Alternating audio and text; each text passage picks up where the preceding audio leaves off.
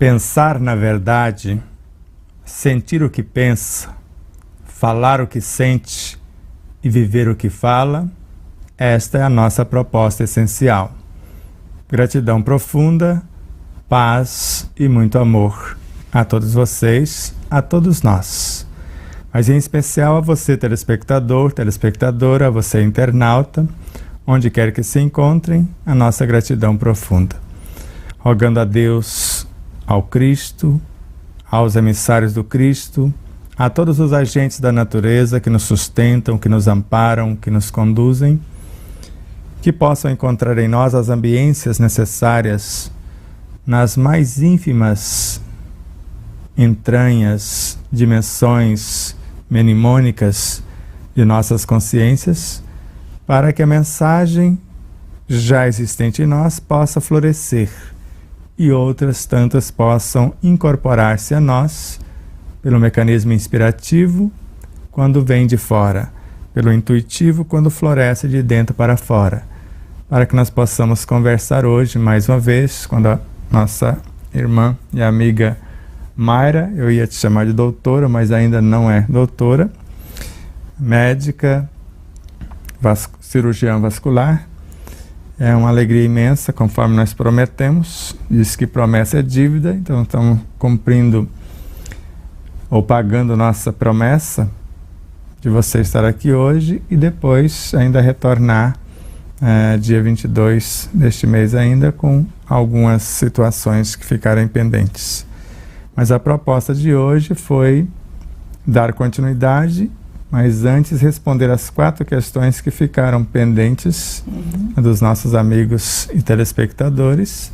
E depois nós vamos trocando ideias, acrescentando informações, minuciando a sua proposta, que é a proposta do despertar da consciência, na tua vida, na tua profissão, sempre intencionando auxiliar os seus clientes que almejam ser pacientes, para que eles possam aprender a usar os próprios recursos a partir das suas forças e estímulos e encontrar a sua própria, construir a sua própria história ou encontrar o seu próprio lugar ao sol. Seja bem-vinda mais uma vez. Obrigada, gratidão.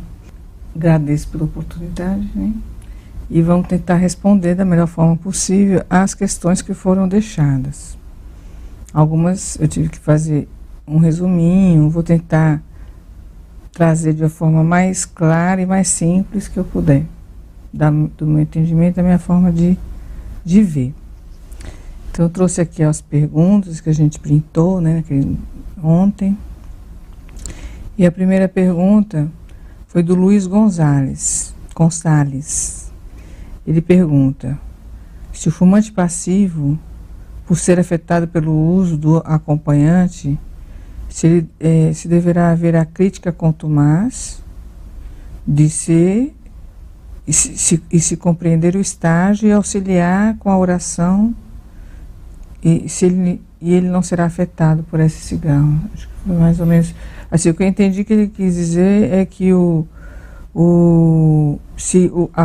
fumante passivo ele pode alterar a conduta do fumante ativo, né, no caso o companheiro. Se não houver críticas contumazes, você pode alterar, é isto? Eu entendi isso, não sei se é isso. É exatamente isso. Então, se o fumante passivo, se ele não fizer críticas contumazes, ferrenhas com o fumante ativo, e ao mesmo tempo, se ele compreender o estágio desse fumante, não julgar, não criticar, etc., e fazer o máximo do mínimo, ou seja, amar incondicionalmente sem ser conivente, porque o mínimo que o fumante passivo pode exigir não é pedir, é que respeite o seu espaço. Então, se o fumante ativo quer fumar de fato, pelo menos que não fume dentro de casa, por exemplo. Porque de alguma forma, mesmo que ele não esteja fumando, o cheiro vai estar exalando pela pele e ele vai estar correlacionando com esse fumante ativo. Mas se o fumante ativo fumar na mesma ambiência, por mais que ele ame, e você vai colocar as suas ideias também, então por mais que ele não critique, ele está inspirando. Então é muito difícil neutralizar 100%, por mais que a gente ame, que a gente não critique, que faça ao extremo, se eu ficar na mesma ambiência, respirando a mesma fumaça e etc, etc. Mas isso eu vou deixar você fazer a sua apreciação então, primeiro. Como eu falei ontem, não existe dose segura para nenhum tipo de veneno. Né? Veneno é sempre veneno, e a pessoa, por estar naquele ambiente, ela está inalando todos os venenos que o outro. Então, o contato existe. Agora, sim, o fumante passivo, né, não digo o fumante ativo, é como um usuário de drogas. Por exemplo, a mãe que tem o filho usuário de drogas, de cocaína, de álcool, de outras substâncias. Ela tem que mudar a conduta nela, através do amor. Ela tem que tratar nela as dependências que ela tem, através do amor incondicional por si mesma, através da mudança de conduta, através da gratidão por tudo, para poder conseguir alterar a dependência do filho, no caso, ou daquele ente querido que ela quer tirar das drogas. A mesma coisa se aplica ao cigarro, né? Então, assim, se você está casado com um fumante, ou tem um outro companheiro que é fumante, e você deseja que ele pare de fumar, eu penso que talvez, se você quer fazer algo por ele, você tem que começar a fazer algo por si mesmo, mudando em si o que moralmente te atrai aquele dependente para próximo de si. Porque se Deus coloca fora o que tem dentro, e se você convive com alguém que é dependente químico, então você também deve trazer em si algum tipo de dependência química. Ou eu estou enganada? Vamos fazer uma análise. Eu tenho um casal de amigos muito queridos, e ele fumava em torno de 4 maços por dia, e ela em torno de 2 cigarros por dia. E ele, além de fumar lá fora, fumava dentro do quarto, fumava dentro de casa, não respeitava nenhuma ambiência. E ela tinha que dormir, embora fumando 2 cigarros durante o dia, à noite às vezes não fumava. E ela veio se queixar, né, que já tinha falado com ele, já tinha reclamado, já tinha lamentado, e nada aconteceu. E aí nós falamos: deixe de fumar você, já que você já só fuma 2, é muito mais fácil. E assim que você parar de fumar e deixar de criticar, você vai ter exemplo e gerar forças e estímulos. Você vai confeccionar uma alimentação para eles já sem esse processo vicioso. Então você já vai transportar na roupa que você lava, na roupa que você passa, na comida que você faz, na água que você serve, qualquer coisa que chegar ao universo dele já chega com a força do exemplo de alguém que se esforçou e deixou daquela dependência para auxiliar o outro. 2 meses depois o outro parou. Ao mesmo tempo, ele tem uma dependência ao alcoolismo, mas há sempre a crítica.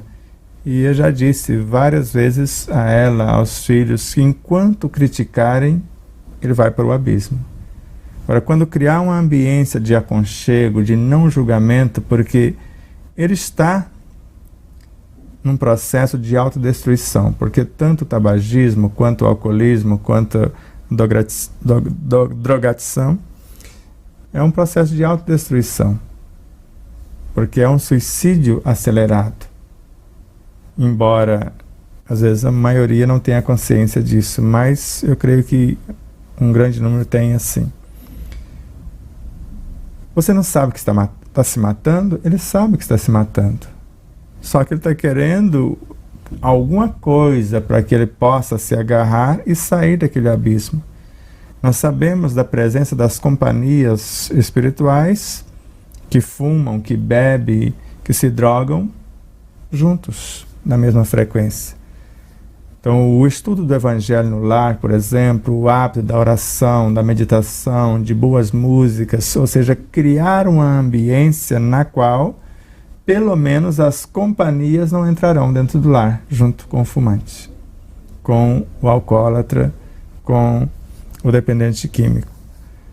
Então, no caso do fumante passivo, que nós temos outros eram vizinhos nossos, porque ambos faleceram. Ele fumou quase que a vida toda e ela nunca fumou. Só que ela morreu de câncer pulmonar 3 anos antes dele desencarnar. Ou seja, parece que o fumante passivo não tem as defesas do que o fumante ativo.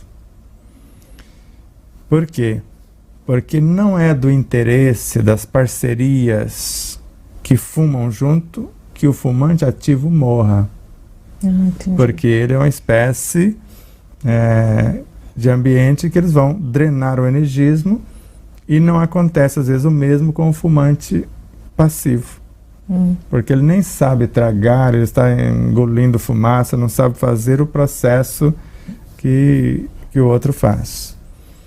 Então eu creio que a atitude que auxilia em qualquer situação, quando nós falamos indulgência, sem conivência. Então eu não vou criticar o outro, não vou fazer isso, aquilo, só que eu não vou ser conivente com o outro. Agora, se eu não tenho respeito ou autorrespeito, como que eu posso exigir respeito que o outro respeite pelo menos o meu ambiente? Não venha fumar dentro de casa. Então fume lá fora, fume no quintal, fume em algum lugar, mas pelo menos não fume no nosso aposento, não fume na nossa cozinha, na nossa sala, dentro do nosso lar. Então, se criarmos o hábito, então, do estudo, da compreensão e vivência do Evangelho no lar, o hábito da oração, das boas músicas, das boas leituras, eu creio que a gente vai criando a ambiência e a semelhança de muitos casos que temos, não só o de João Nunes Maia com a esposa, que durante 6 anos do culto do Evangelho no lar, disciplinou, educou, evangelizou 221 espíritos bastante ferrenhos, bastante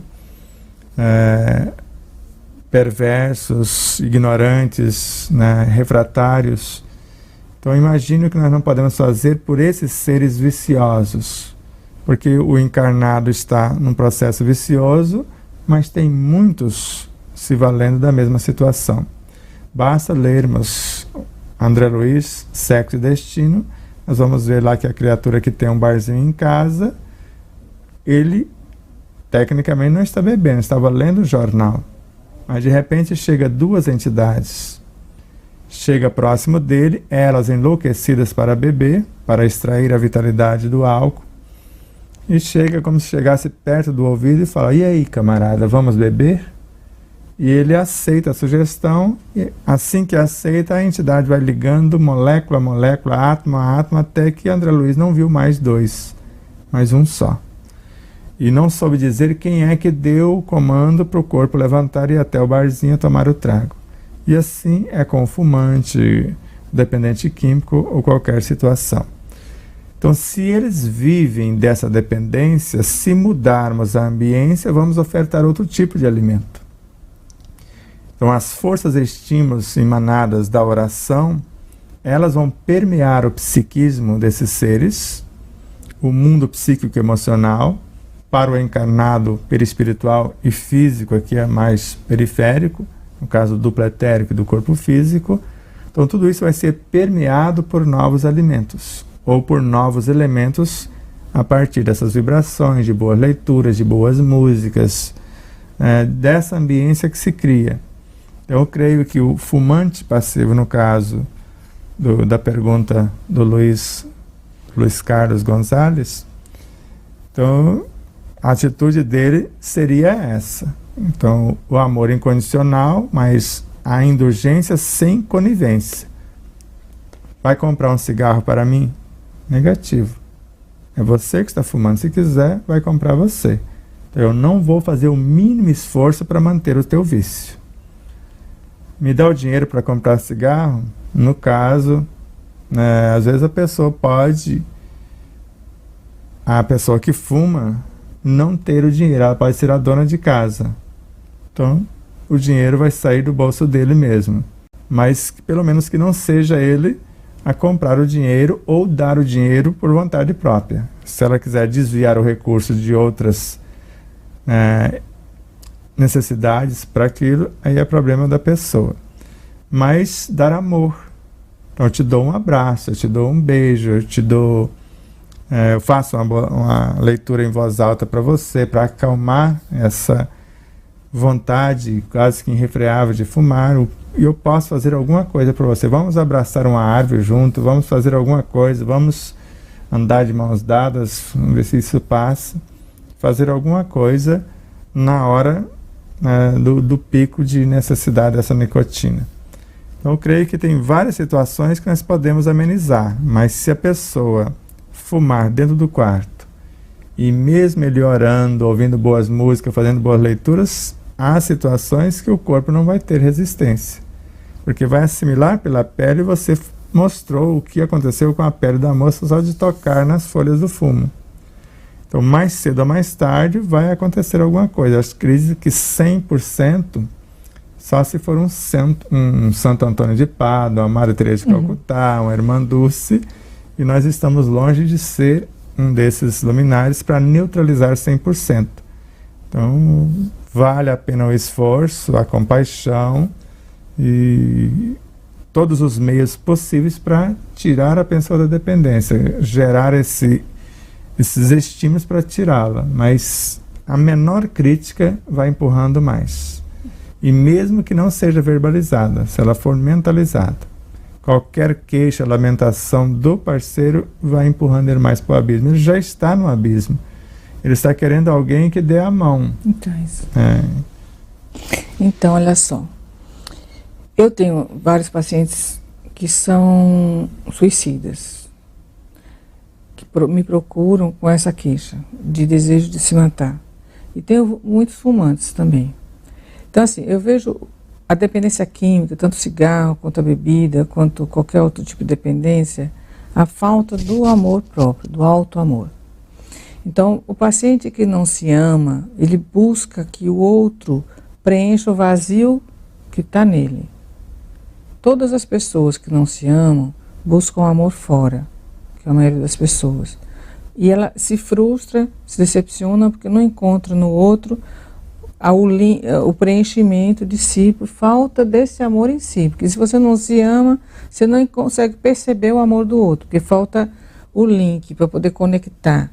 É como uma chave, a fechadura. Se você não tem amor em si, mesmo que o outro te ame, você não consegue sentir que o outro te ama, porque você não tem o seu próprio amor próprio. Então, aí o outro vai te amar de uma forma incondicional, mas o dependente ele não tem o amor por si, ele precisa que o outro puxe ele. E aí se ele chega num ambiente, e nesse ambiente encontra crítica, que é o que estava acontecendo com uma pessoa amiga minha, aliás, uma parente dela, que ela está falando, porque a filha bebe, é alcoólatra, e a mãe briga, fala que ela não vale nada, que aqui faça várias críticas, então coloca ela mais para baixo, tira mais a autoestima que ela já não tem, né? Então faz um bullying negativo dentro da própria família, falando que aquela pessoa é inútil, que é isso, que é aquilo, porque ela bebe. Então ela vai buscar na bebida o acolhimento. Aí você falou das entidades, né? Na realidade, essas entidades é quem está acolhendo ela naquele momento. De certa forma, ela sente acolhida por esses espíritos negativos para poder levar ela para a bebida, por isso essa conexão tão forte, esse entrelaçamento. Se ela tivesse o amor e linkasse o amor dentro de casa, talvez ela não tivesse a necessidade da bebida mais. Então, assim, se quem ama, se realmente ama, o familiar que está mergulhado na dependência da droga ou da bebida, ela tem que dar acolhimento. Senão cada dia vai afastar mais, vai empurrar mais a pessoa para aquela dependência. Mesmo que inicialmente a pessoa não reconheça que está sendo amada e acolhida, porque falta amor próprio, falta amor por si, à medida que você for mostrando que ama e que compreende, talvez assim como a água, né, na pedra, você acaba perfurando aquela resistência e a pessoa começa a sentir realmente o amor e reconhecer o amor, começa a se sentir valorizado, começa a se sentir necessário dentro daquela família, começa a se sentir útil, né, porque o maior problema da pessoa dependente ela se sente dispensável, inútil, um peso morto, um fardo, que é o que os outros colocam e mostram que ela está se tornando aquilo.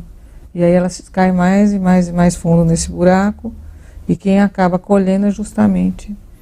E muitas vezes essa pessoa na família é o para-raio. Basicamente é quase como se fosse todo o processo negativo da família fosse em cima de um só personagem, o mais frágil. Por exemplo, quando você se alimenta de alguma coisa que não seria nobre para o teu corpo, tendo alguns órgãos mais frágeis, aquele energismo normalmente vai atingir os mais frágeis. Assim acontece na própria família. Então, sempre temos esses assédios, porque do contrário não haveria evolução. Ou temos alguém pedindo socorro, ainda viciado, ou até alguém nos convidando a fazer a mesma coisa, já que temos as tendências. E normalmente não ocorre o que ocorreria quando um país quer atacar outro país. Então ele vai atacar as forças de base, que são as forças armadas. Raramente atacam civis. Vez por outra fazem isso, mas não é o foco, é de tirar a força. Assim como elementos que vão agredir o nosso corpo vão atacar o nosso sistema imunológico. Mas no caso de um alimento, ele vai atacar normalmente os órgãos mais fragilizados. Então essas entidades não seriam diferentes. Muitas vezes não são entidades negativas no sentido de más. São entidades viciadas. Entendi. Tão dependentes quanto. Então elas não querem o mal daquela criatura. Ela só está com o vício, ela só se aproveita da situação. Inclusive o Dr. Sérgio Felipe de Oliveira falou que o obsessor não faz nada para prejudicar o outro. Ele só ativa o que o outro tem. Então o outro tem alguma coisa que, se ativado, pode beneficiá-lo. Então ele vai lá e ativa, o outro vai fazer a situação e ele vai, no mínimo, fazer a parceria naquela situação. Então eu creio que quanto mais estudarmos a respeito de nós mesmos, para que nós possamos, através do autoconhecimento, aprender a nos amar, sabendo que não é o amor, nunca será o amor do outro que vai nos planificar, que vai preencher esse vazio existencial. Mas sim quando nos conhecemos e encontramos um verdadeiro sentido para a nossa vida. Porque agora eu não preciso, com o álcool, por exemplo, entorpecer o meu cérebro, a parte mais nobre, que é o que nós chamamos de neocórtex. Porque nos primeiros tragos eu vou entorpecer essa área nobre. Se a coisa avançar, eu vou entorpecer a área emocional. Essa área límbica hipotalâmica, por exemplo. Se eu insistir, essa área também vai ser isolada, eu vou ficar só no cérebro primitivo. Só que a essa altura eu já estou na sarjeta, eu já não sei definir mais o que é frio, o que é calor, o que é fome, o que não é. Eu posso morrer de fome, de hipotermia, um monte de coisas. E quando nós falamos do tabagismo, além do álcool fazer um processo semelhante, ele vai fazendo esse processo também. Mas o que ele mais, onde ele mais toca, no caso, tanto dos psicotrópicos como do tabagismo em especial, é numa tela etérica que existe entre o corpo vital, que seria o modelo organizador biológico, e o corpo emocional, ou que chamamos normalmente de astral. E ali ela é feita de átomos sutilíssimos, e esse elemento do tabagismo, às vezes das drogas de forma geral, do alcoolismo também, o tabagismo com mais contundência, porque parece que o tabagismo é um dos menores males, a gente se engana bastante, e vai petrificando essa tela, até que a gente cria um casulo, perde a sensibilidade. Por exemplo, a primeira coisa que você perde é o paladar. Você não sente os sabores das coisas como outras pessoas sentem. Então, tanto que se uma pessoa deixa de fumar durante uma semana, já muda totalmente o sabor. Durante uma semana você já vê a pele modificada drasticamente. Então, daquele cheiro forte, como tem outra pessoa conhecida, e após ela deixar de fumar, ela perguntava, como que vocês me aguentavam? Porque exala pela pele. Às vezes, à distância, a gente percebe o cheiro. Então, nesse sentido, que a pessoa experimentando esses benefícios iniciais, porque tem uma classificação, né, na medicina, tantos dias você vai recuperar isso, tantos dias mais você vai recuperar aquilo, e a pessoa percebendo os benefícios e todos os demais à volta incentivando, creio que não é tão difícil fumar. Agora, deixar de fumar sem o auxílio de quem está à volta não é fácil. Sem ter uma ambiência espiritualizada, com boas leituras, como eu disse, boas músicas, uma alimentação saudável, o lazer, né, o andar descalço, o abraçar as árvores, fazer alguma coisa nesse sentido é muito delicado, porque as células estão viciadas, elas estão dependentes. Se eu ofertar, ou se eu tiver o hábito de ofertar antes que elas peçam, porque a cada tantos minutos vão pedir uma dose de nicotina. Se eu ofertar através da meditação, da oração, das boas leituras, do contato com a natureza, boa alimentação, normalmente isso vai pacificando. Se pedir a cada 10 minutos, vai pedir a cada 20. Mas se eu persistir, vai ser a cada 30, a cada 1 hora. E quanto mais eu ofertar bons alimentos, elas vão saber. Como o Dr. Jonas aqui falou, né? Se você isola os seus leucócitos e coloca açúcar, você lembra quando ele falou? Eles nem olham, porque não são eles que necessitam. Mas ele fala uma área do desejo, melhor, das sensações, que a gente chama de compensação do cérebro, é que necessita para sentir aquele bem-estar comendo um doce. Mas não seria o restante do corpo.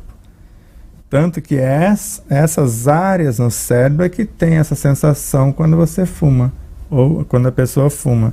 Porque ela se sente isolada da situação, porque ela vai se enclausulando. Então, aquela sensação como se ela estivesse sendo protegida. Na realidade, ela está se enclausulando a cada dia.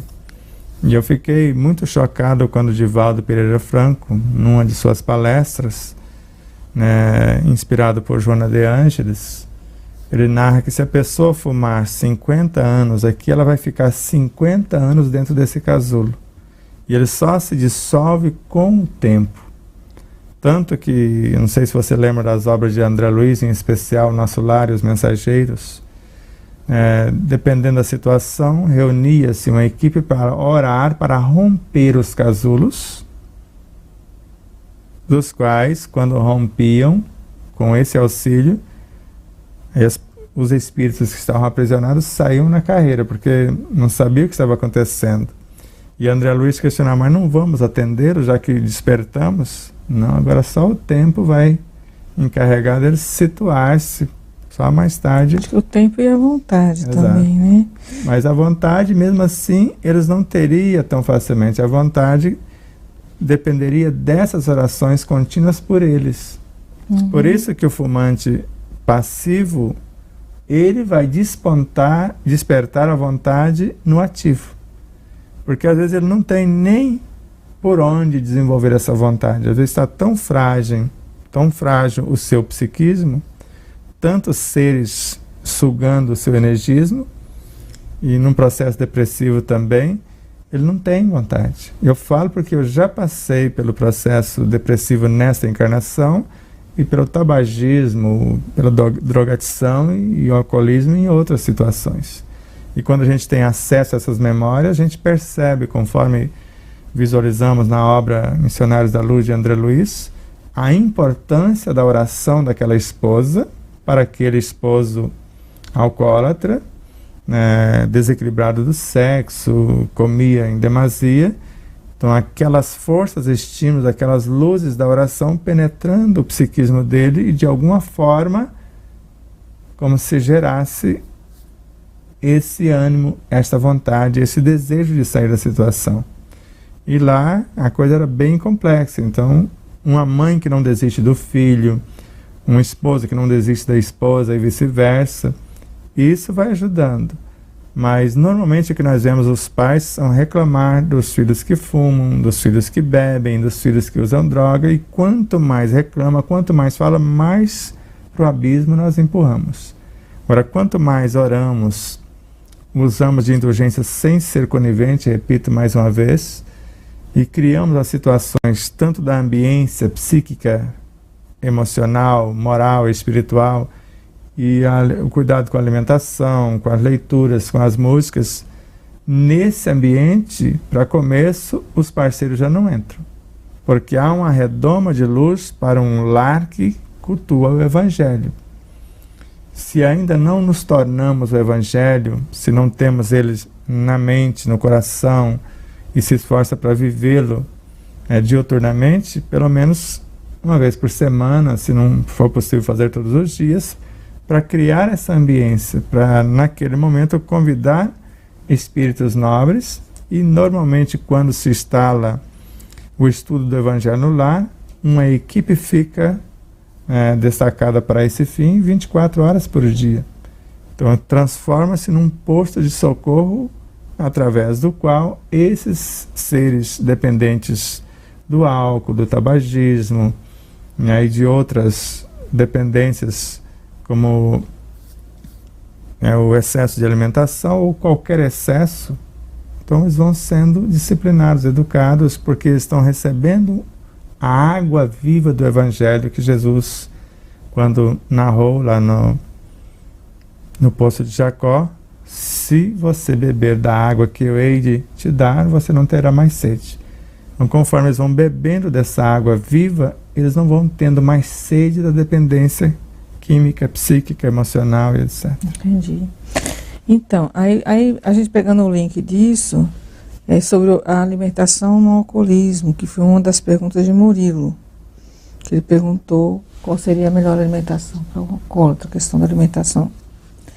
Então, o álcool, ele é uma substância psicoativa calórica, né? Tem a caloria, mas é uma caloria vazia, sem nutrientes, né? 7 quilocalorias por grama. E quando você tira o álcool, a pessoa entra numa síndrome de abstinência. Começa a ter alucinações, tremores, né? Alterações neurológicas, né? Parestesias e tudo mais. E aí essa síndrome de abstinência, nos primeiros 7 dias, a pessoa, se conseguir persistir sem o álcool, ela vai diminuindo. Mas no primeiro mês, até os primeiros 3 meses, a pessoa vai criar uma dependência muito grande pelo açúcar, que é chamado de fissura, ou desejo intenso pelo açúcar. Essa necessidade do açúcar é justamente pela transformação desse açúcar que ele estimula, até anotei aqui, alterações neuroquímicas em áreas cerebrais que são envolvidas na recompensa, que é a mesma área que o cérebro, que o álcool estimula. É mesmo ser da mesma área que o Kardec falou, o açúcar vai transformar no álcool. No álcool, também. Então aí, se a pessoa consegue, se a pessoa persiste nessa excesso de alimentação, isso é um trabalho de tese, não sei se mestrado, doutorado, que eu peguei na internet. Então assim, eles fizeram um perfil, eles seguiram alguns pacientes que saíram da dependência do álcool e entraram na dependência do doce, do açúcar, por causa dessa fissura pelo álcool, observando que quando ele comia o açúcar, ele diminuía os efeitos da abstinência. E os pacientes que entravam nessa dependência do açúcar, eles criavam uma recaída mais frequente, né? Os que conseguiam sair dessa compulsão alimentar, eles conseguiam eliminar a bebida com mais facilidade, com mais conforto, sem cair na síndrome de abstinência tão severa e sem ter a recaída, que é o retorno ao alcoolismo.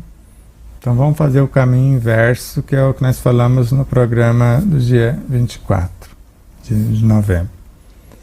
24 de novembro passado. Então veja, nós falamos que o ideal seria uma alimentação adequada. Não havendo essa alimentação, o corpo vai pedir a glicose, então vai para o doce. Não havendo doce ou a glicose de qualidade, vai para o álcool. Agora o caminho é inverso, então eu vou ofertar pelo menos doce de qualidade, vou ter o cuidado, né, de um doce caseiro, já que eu preciso fazer essa compensação. E paralelamente eu vou trabalhando a alimentação de melhor qualidade para que esse doce também, né, ceda espaço por sua vez. É só ter o cuidado, conforme o Dr. Jonas nos passou, que se tiver que comer doce, coma meia hora antes da refeição e não depois, que é um desastre. Então nós vamos, se precisar do doce, vamos priorizar, como nós já aprendemos a fazer o doce da casca de melancia, sabemos fazer o doce de banana sem açúcar, então no caso da casca de melancia, um mínimo de açúcar, mas dá para fazer o doce de banana sem açúcar, só com o doce dela própria, como nós já ensinamos aqui, fazê-la assada. E ao mesmo tempo a alimentação a mais fresquinha possível. E saber a combinação dos alimentos e, acima de tudo, o que vai curar a causa da dependência fatalmente serão as orações, as meditações, as boas leituras, as boas músicas, ou seja, a vivência do Evangelho. O carinho, né, e o apoio familiar. Exato, o carinho e o apoio familiar. Então, isso é que vai, que é a alimentação adequada, que nós chamamos de alimentação espiritual, moral, psíquica e emocional. Porque no exercício da afetividade, nós permeamos o universo biológico da pessoa, o universo perispiritual, e essa situação que nós chamamos de afetividade vai se dar nas entranhas da alma encarnada. Se o amor chega ao caso de ser incondicional, nós estamos em comunicação com a essência, com o espírito desta alma encarnada. Aí a coisa se torna muito fácil de resolver. Então nós podemos escolher a alimentação X, mas a alimentação mais importante vai ser emocional. Essa psíquica, emocional, moral e espiritual. Por que eu falo essas escalas? Porque psíquica, quando nós falamos de psíquica, estamos falando de psique, estamos falando da alma. Se é emocional, é o que a alma tem de emoções dentro dela. Então, psíquica, da alma no todo, emocional, do inconsciente que permeia esta alma encarnada. Quando falamos perispiritual, do universo perispiritual, por meio do qual essas emoções irão se manifestar, ou do universo biológico, que vai haver a concretização. Quando falamos de moral, estamos falando do comportamento desta alma, o comportamento enobrecedor. Quando falamos de ética, as normas benfeitoras. Moral, a vivência dessas normas. Quando falamos de espiritual, estamos falando do exercício das virtudes no seu mais alto nível até a consumação, que é o amor incondicional. Não sei se ficou mais ou menos claro. Então, esse cardápio seria o adequado, que seria a alimentação para compensar, para ajudarmos de fato a tirar o outro da dependência. Se eu estou nessa condição, como ficará a estrutura do alimento que eu estou preparando para o dependente químico de forma geral? Vamos colocar todos agora no mesmo pacote. Que tipo será o alimento? Porque eu já estou exercitando o amor por ele, compreendendo o seu estágio evolutivo, compreendendo a necessidade de passar por esse abismo experiencial, que é o caso do alcoolismo, do tabagismo, da dependência química de modo geral. Porque veja uma situação. Há pessoas que tomam uma caixa de cerveja e nem vermelho fica. É verdade. E há pessoas que tomam um copo e já fica bêbado uma semana, que foi o meu caso. Eu só tomei na vida uma cervejinha daquelas que a gente chamava de mini, né? Mini. Não vou falar marca porque não vamos fazer propaganda de ninguém. E eu fiquei bêbado uma semana. Quer dizer, eu estava recém-saído do processo de alcoolismo. Sim. Que não, com certeza, no máximo 500 anos atrás. Então foi um só. Falei, isso não serve mais para minha vida. E cigarro também foi 1 ou 2 vezes. Uma coisa amarga, esquisita, depois você perde o paladar. Falei, isso também não é para mim. Mas com certeza eu já foi um dia saturado. Então, quando você tem a experiência, você consegue compreender o outro. Mas quando julgamos o outro, quando condenamos o outro, nós estamos ainda gravando no nosso psiquismo tanto a necessidade do tabagismo, quanto do alcoolismo, quanto da dependência química, para mais tarde, quando estivermos prontos, passar pelo mesmo abismo. Entendi. Isso é um fato, isso é uma condição da lei. Tudo que eu condeno, eu ainda não passei. Entendi. Tudo que eu uso de indulgência, de compaixão, sem ser conivente, mas fazendo o máximo para tirar a pessoa da situação, caminhos que eu já percorri, por isso não condeno, não julgo, não quero dizimar a pessoa. Então, como o próprio Jesus disse, que ele não veio para, como se fosse para dizimar as almas, veio para salvar as almas. Não veio para os sãos, mas sim para os enfermos. Então, eu creio que numa família que temos uma pessoa com tais dificuldade, a experiência é para a família, não é para aquele fulano. E o abandono da família aquele fulano vai exigir que a família receba outro com maiores complexidades. E se não der certo, membros da própria família que criticaram agora passará pela situação. Entendi. Isso é uma condição da lei. Então, bom seria se a família acordasse, porque sem o acordar da família, sem o tratamento dessa família, sem a harmonia dessa família, dificilmente o familiar sai na dependência. Porque o dependente, ele está numa situação, como você falou, frágil, né? Ele é aquele ser que se sente excluído, né? Que se sente o peso. Exato. Será que dá tempo de fazer tempo. mais um? Dá para responder as duas ainda. Pronto, então vamos lá. Próxima pergunta foi de Pamela. Ela perguntou sobre o gengibre, se o gengibre não faz mal ao fígado. Bom, o gengibre, Pamela, ele faz bem ao fígado, na realidade. Né? Ele tem propriedade antioxidante, anti-inflamatória, é um antimicrobiano, então é um excelente alimento, é um excelente medicamento até, em forma de tempero. O que ele não deve ser usado é para quem tem doença na vesícula, porque ele aumenta a produção de bile e ele pode aumentar as cólicas biliares no paciente que tem problemas de vesícula. Então não é ruim um gengibre para o fígado, certo? Ele também é termogênico, ele acelera o metabolismo, então ele, para quem quer emagrecer, é uma boa. A dose é pequena, a dose que se usa. Mas existem algumas contraindicações. A contraindicação que tem é, no caso, com a pessoa que tem risco de hemorragia, porque o gengibre, ele diminui um pouquinho a coagulação do sangue. Então, se pessoas que estão próximos de parto, próximos de alguma cirurgia, é bom não consumir muito gengibre. Paciente diabético que usa insulina, também não é bom usar o gengibre, porque ele baixa a glicemia. Ele também baixa a pressão, então ele potencializa algumas medicações cardiológicas, hipotensores, então não é bom para cardiopata. Tirando essas situações, o gengibre é bom para tudo, o resto. Só não exceder na dose. Né? Nada, tem que ser. A dose ideal é de 2 a 4 gramas nas 24 horas, com a dose bem pequena. Viu? Então não tem contraindicação para o fígado, não. Deixa eu ver outra questão. A outra questão, sim, teve uma pessoa, e tem uma questão bem longa, tem uma questão mais curtinha. Aí a outra pessoa perguntou, Luiz Gonçalves, sobre a cor dos alimentos.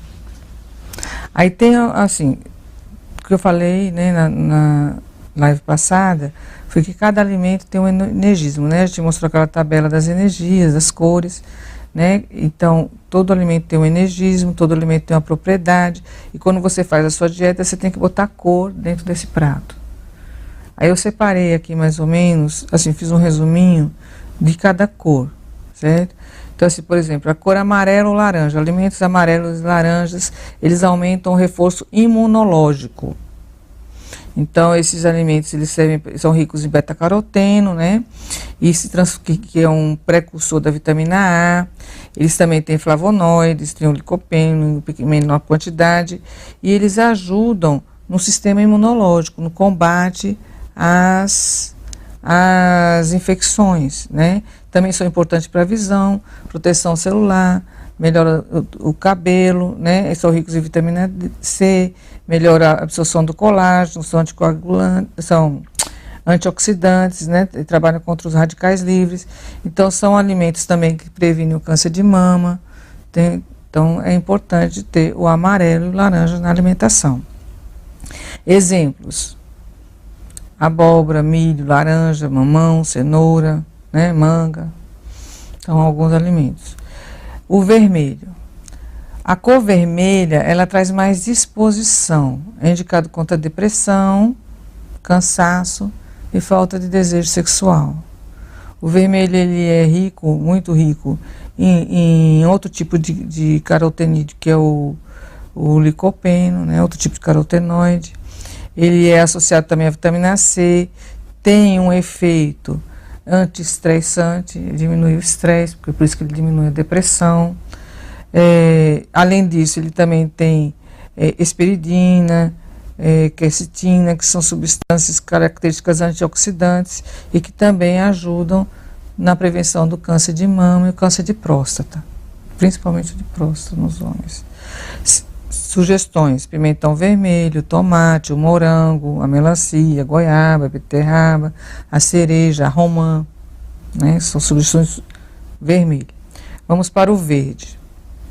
O verde é um alimento que promove a limpeza, né? É um alimento energético, né? A clorofila é considerada um alimento energético. O verde, ele é rico em cálcio, fósforo, ferro, beta-caroteno, luteína, zeaxantina, potássio, folato, vitamina A, C e E. Os alimentos, principalmente as folhas verde escura, elas têm bastante eficiência na produção das células do sangue, principalmente as hemácias.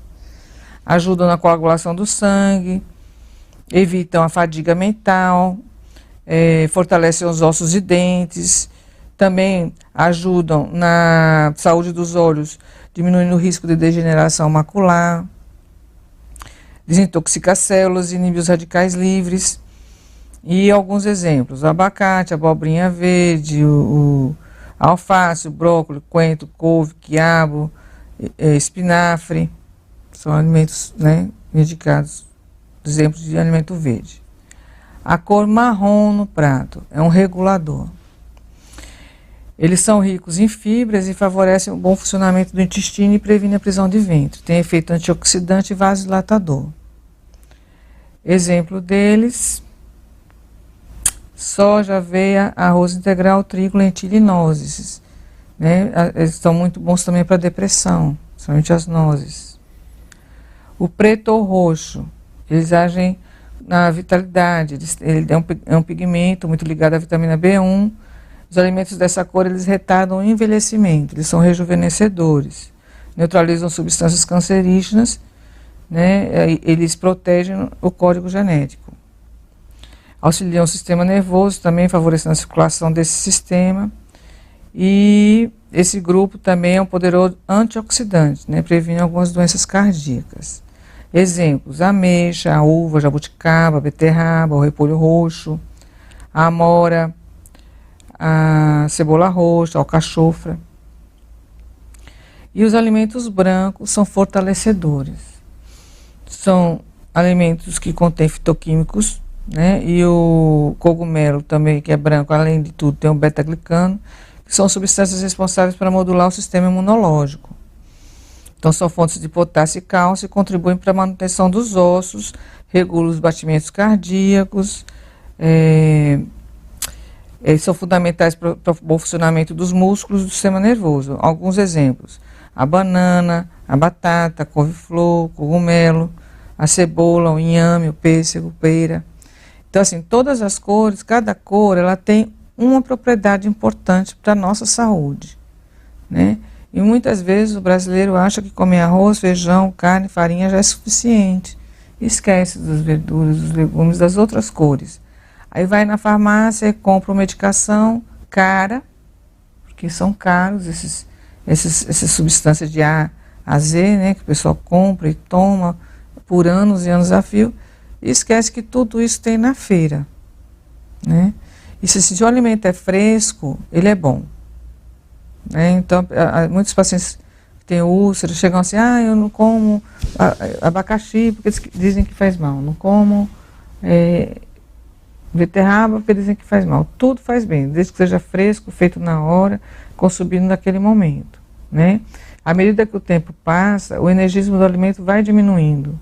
Então, um alimento mais fresco, né, preparado com os temperos frescos também, ele vai ter um resultado melhor, né, anti-inflamatório nesse organismo.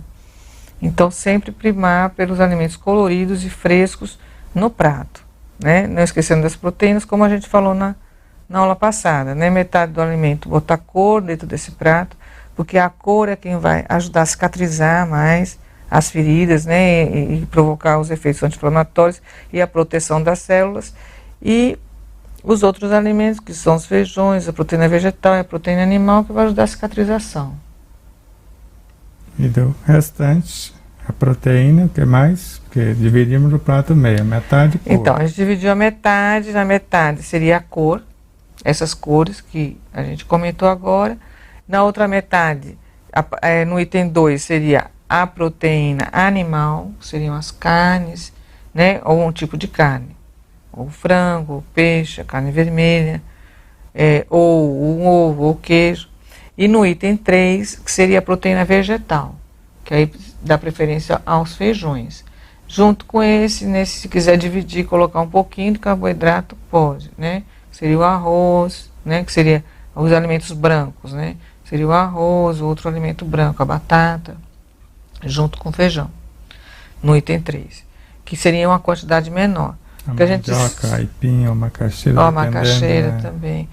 Porque esses são alimentos dão mais, assim, o carboidrato, ele dá mais uma energia para aquele momento, né? Então você precisa de energia imediata. O carboidrato dá essa energia. Ele não é construtor. Então, se você come um carboidrato, para aqueles instantes ele está bom. Mas depois de algum tempo, aquele carboidrato que não foi aproveitado daquela primeira hora, aquele primeiro momento, ele vai ser depositado em forma de gordura, de reserva. Agora, já a proteína, ela é construtor. E esses alimentos, os legumes, as verduras, são as vitaminas, que também são matéria-prima para a construção dos ossos, dos músculos, do sangue, dos nervos e a manutenção do funcionamento adequado do organismo. Então, assim, de todas as calorias que a gente consome, a mais importante para a manutenção são as vitaminas, né, os minerais e as proteínas. O carboidrato, ele é mais para aquele pico energético que você precisa para executar uma atividade imediata. Mas a longo prazo são os outros nutrientes, entendeu? Não o carboidrato. E as gorduras, elas servem para ajudar na absorção das vitaminas no intestino, né? Então, algumas vitaminas precisam da gordura para serem absorvidas, né? Então, assim, é mais ou menos assim, a base da dieta, né? Então, você não pode botar uma dieta, como muita gente quer, só com carboidrato. Aí é por isso que o carboidrato vicia, porque ele só dá aquela energia, aquele picozinho de energia. Daqui a pouco você está sentindo cansado, fadigo, aí precisa de mais carboidrato, come carboidrato novamente. Aí daqui a pouco, aí 1 hora, 2 horas já está cansado, com fome e fadigado de novo. Agora, se você come uma proteína, você fica um longo período de tempo em jejum, sem precisar se recorrer a novos alimentos, porque você tem a matéria-prima, você tem a substância que vai te dar energia durante todo o dia. A boa gordura, além do azeite extra virgem, de boa qualidade, o amendoim, por exemplo, o que mais? As castanhas, o amendoim, o azeite frio, extra virgem, são as boas gorduras. Outras gorduras a gente pode obter, por exemplo, através de algumas frutas, como o abacate, como o coco, que também fornecem gorduras de boa qualidade. Alimentos como o peixe, né, a gordura do peixe, a gordura da carne, né, do frango, ou a gordura da carne vermelha, são gorduras animais, mas que também trazem uma boa qualidade de gordura. O ovo, existia assim um mito, né, não pode comer a gema, mas o ovo é um alimento perfeito, em termos de distribuição dos nutrientes. Ele tem a proteína, ele tem a gordura, e a gordura do ovo não é ruim. Não é o colesterol ruim. O colesterol do ovo só se torna ruim se você fritar o ovo dentro da gordura da manteiga e mergulhar em imersão, dentro de gordura. Mas se você comer um ovo cozido ou um ovo feito na água, pochê com pouca gordura se quiser ou nenhuma, aí o ovo é um alimento perfeito. Não tem nenhuma contraindicação de comer ovo. Por isso que o Tiago Rocha, que é biólogo e cientista alimentar, ele recomenda não deixar faltar no café da manhã o ovo, a banana e me parece que as nozes no café da manhã. Mas o mais importante é a variedade durante a semana, não é quantidade só numa refeição, não é isso? Então lá na parte colorida, que é a metade do prato, a gente pode escolher uns 4, 5 ou até menos, 3, 4, 5, mas a gente vai revezando, não comer a semana inteira a mesma coisa, porque não vai resolver, porque é uma mão de obra especializada que está entrando no organismo, tanto na parte 1, 2 ou 3, né, do nosso prato. Então o rodízio desses elementos, porque cada um sabe fazer uma coisa, então a quantidade deles e a qualificação é que vai permitir que a saúde seja restabelecida e a manutenção da mesma, não é isso? É.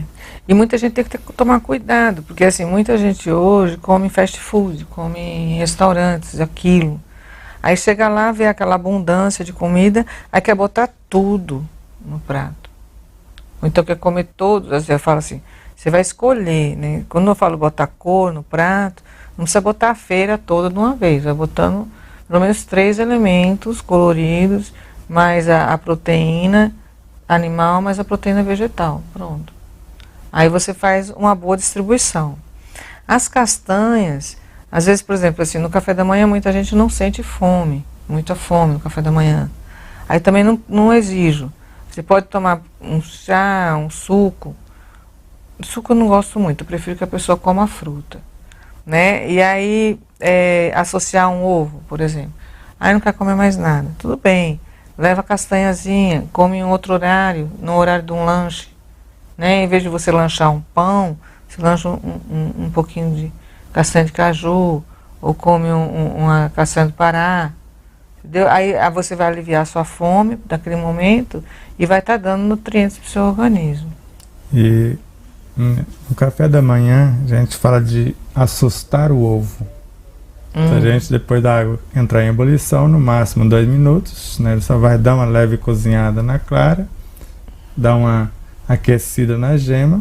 Então a gente pega uma colherzinha de café, né? Quebra uma pontinha dele, dá uma mexida lá, faz quase com uma vitamina, e sem sal, sem tempero, sem nada, traz para dentro o pão. O e é ideal gostoso. para o café da manhã seria esse, que é o mais saudável possível. Eu acho gostoso. E na hora do almoço, da gente, se quiser trazer o ovo cozido, é o máximo 4 minutos após entrar em ebulição. Você viu aquele que eu fiz, foi 3 minutos, para ficar a gema um pouquinho molinha. Mas 4 minutos a gema já está durinha, sem ficar azulada, nem escura. Dura. Porque se nem ficou dura. Escura, ficou dura, já destruiu ali, não adianta nem comer. E agora ficou mais uma pergunta ainda, né? Deixa eu ver. Que eu acho que essa vai dar o programa seguinte quase inteiro. Também acho. Então nós vamos deixá-la para o próximo programa. Certo. Então faz agora as suas considerações finais, né? Você tem até 5 minutos para fazer isso, depois eu vou para a visualização.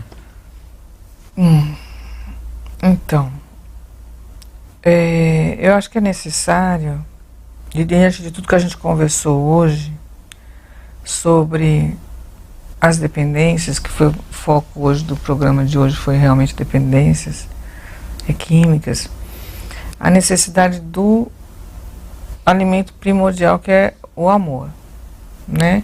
Então acho que a pessoa todas as pessoas, independente de quem seja, ela tem que ter em mente que a alma só se alimenta de amor, né?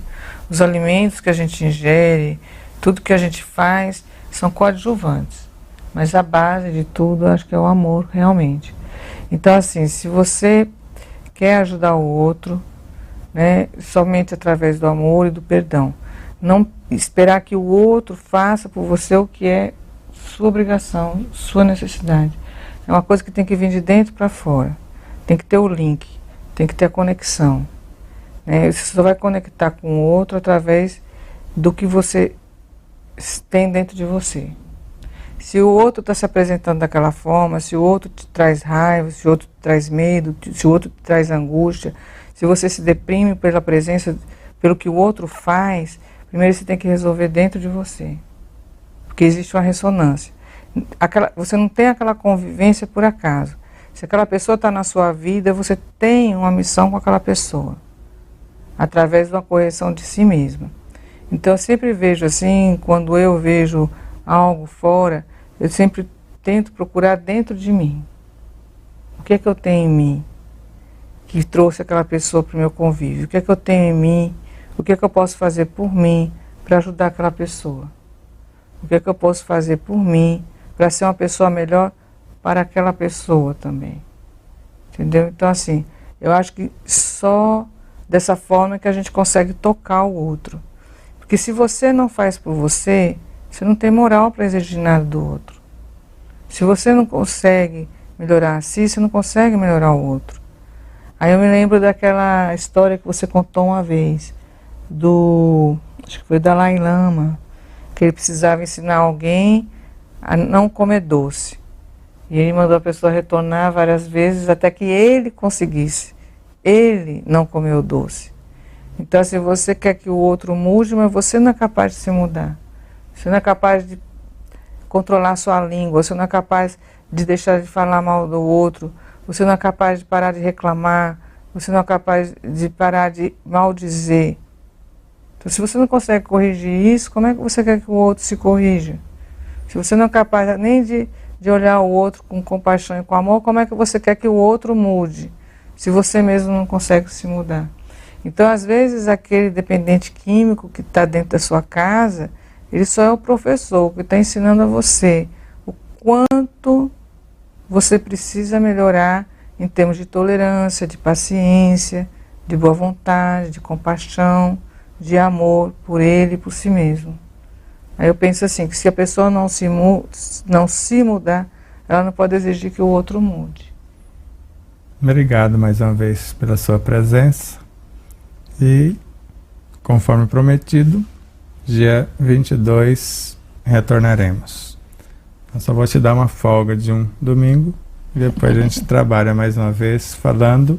Você já quer deixar a pergunta, qual será o assunto? Vamos lá. Que parece que são as doenças venosas, né? Que nós vamos. Congestão venosa foi uma das perguntas. Eu vou explicar os mecanismos de doença circulatória e doença vascular que está dentro da minha área. E ali eu vou abordar outros assuntos em relação à energia que leva a essas doenças. Você vai começar com a observação de Ariaci, né, lá de Aracaju, puxar a sardinha para sua lata, né? Né? E depois aí segue com ele. Verdade. Então agora vamos para a nossa visualização, exercício de fixação do que nós ouvimos, do que nós discutimos, para que de fato isso faça sentido em nossas vidas. Então, conforme André Luiz, a alma em si só se nutre de amor. Mas conforme Joana de Ângeles, o amor é a alma da vida. E ainda Joana de Ângeles, o amor é o mais potente antídoto para a cura de todas as doenças. Porque como substância ele gera e nutre a vida. Como lei, como síntese das virtudes, ele organiza e mantém a vida em todas as suas expressões. Então se acalme, procure relaxar, respirar com suavidade, sabendo que o ar que respiramos é a manifestação do amor divino. Ele é vida em nossas vidas. Porque se o amor gera, nutre, organiza e mantém a vida, então ele está no ar que respiramos. É essa substância que gera e nutre e ao mesmo tempo uma força que organiza e mantém. E se estamos falando de amor, ele está na água também, porque o amor na ação é o Evangelho. E nos relacionamentos é o que nós chamamos de força criadora ou energia sexual. Então, quer seja a força criadora ou energia sexual que nós vamos usar na afetividade, na nossa criatividade ou para criar qualquer situação, o amor é a expressão anterior a esta energia.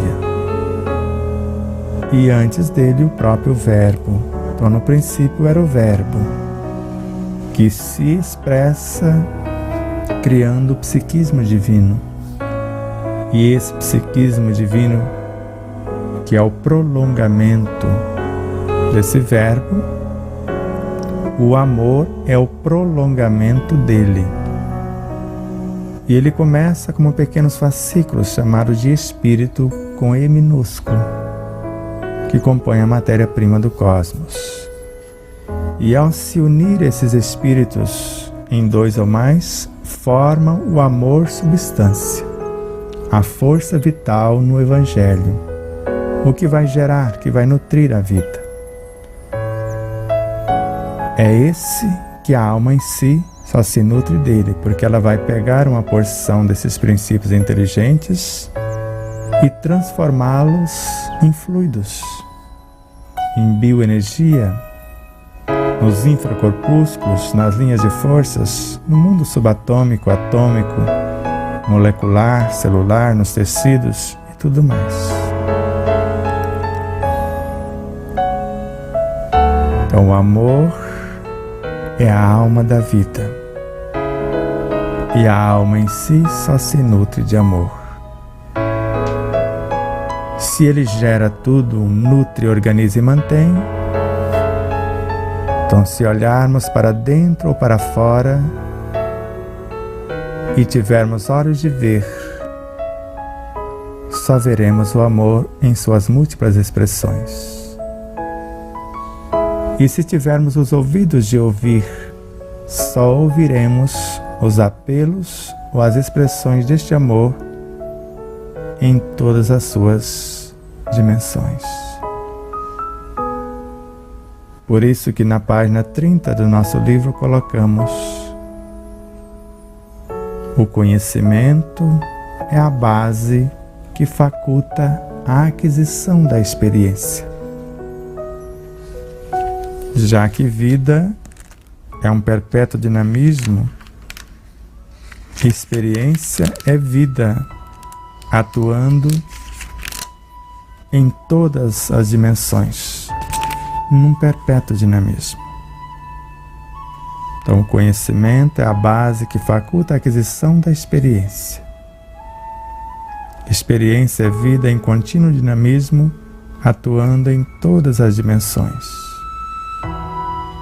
Agora, essa vida que é uma aglutinação de coisas menores, desses princípios inteligentes, de fluidos, de átomos, de células, de moléculas, de todos esses infinitamente pequenos,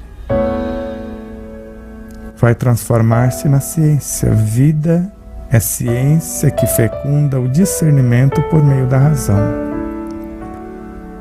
Então, o que antes era apenas uma porção de princípios inteligentes, agora já é a ciência que fecunda o discernimento por meio da razão. Então, no início, instintos, mais tarde sensações, depois emoções, sentimentos, Depois, pensamento e inteligência, mecanismo racional. Razão é a arte que busca, estuda e manifesta a beleza eterna pelos caminhos da intuição. E a intuição já é a virtude em si, o amor lei. Começamos com o amor substância, agora o amor lei. Porque a intuição é a transformação do ser em evangelho vivo. É a total entrega ante a certeza de que o Cristo é a essência que nutre e norteia a consciência. E só vive com sabedoria aquele que se torna o evangelho vivo, impulsionado pela luz crística, que exemplifica e permeia, ilumina e direciona a conduta do ser em ascensão. Inspire, se encha de Deus, de amor, do Cristo, da natureza, através do pensamento, dos sentimentos, palavras e atitudes, através do ar que respiramos, da água que sorvemos, do alimento, das leituras, das músicas, com tudo que interagimos.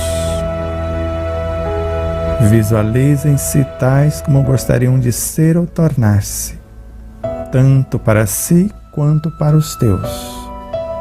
Se deseja auxiliar o ser que se encontra nessa dependência fisiopsíquica, moral e espiritual, ame, ou seja, pensa, haja, atraia, realize, porque nesse sentido André Luiz nos propõe e Emmanuel complementa. O sentimento coloca o eu, sublimado, inspira. O pensamento como capacidade criativa vai plasmar, auxiliado pela inteligência e imaginação. A palavra verbalizada ou mentalizada vai orientar. E o ato, a atitude, vai tornar realidade, concretizar. Então, nesse sentido, pensamento, inteligência e imaginação dão forma. Sentimentos dão vida, palavras dão movimento, atitudes, direção. Ser mais pacíficos, mais serenos, mais saudáveis, mais felizes é a nossa meta de vida. Num processo de introspecção onde usaremos a honestidade, a humildade, sinceridade e fidelidade, e viver com alegria, esperança e gratidão, produzindo a essência ou a substância desse amor que alivia os efeitos da dor alheia, começando pela nossa. E ao mesmo tempo a força do exemplo, forças e estímulos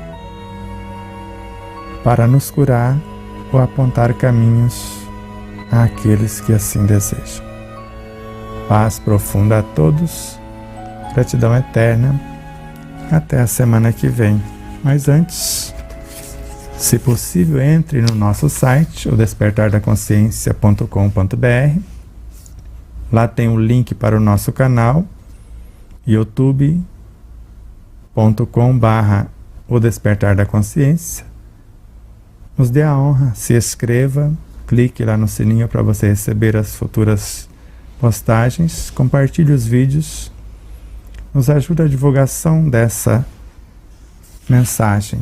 Se interessar pelo livro, está lá na nossa loja virtual, tanto o Aramado quanto o capa dura com costura reforçada e ainda as últimas unidades de brochura da 7ª edição. Essa é a 8ª edição. Aos nossos patrocinadores, a nossa mais profunda gratidão a Alvorada Veículos, Márcio, Bruno e Vanderlei, a Matsumoto Imóveis, Ana Helena Matsumoto, com sua equipe, a equipe Alvorada também, e ao Hotel Del Príncipe, a pousada colonial, José Benedito. Então que Deus multiplique milhões de vezes na vida desses irmãos que nos auxiliam e de todos aqueles que colaboram mensalmente e que faz as suas doações espontâneas para que esse projeto possa ir além. A tudo e a todos, desde aqueles que nos doam as inspirações, as vibrações, ou nos ajude direto ou indiretamente, onde quer que se encontrem, pelo auxílio dos compartilhamentos, do se inscrever no canal, do torcer de vibrar por nós, das mais simples atitudes às mais elevadas expressões. Deus multiplique milhões de vezes as benesses do amor, da paz, do equilíbrio, do êxito, do sucesso, da felicidade plenas. Muita paz, muito obrigado e até já.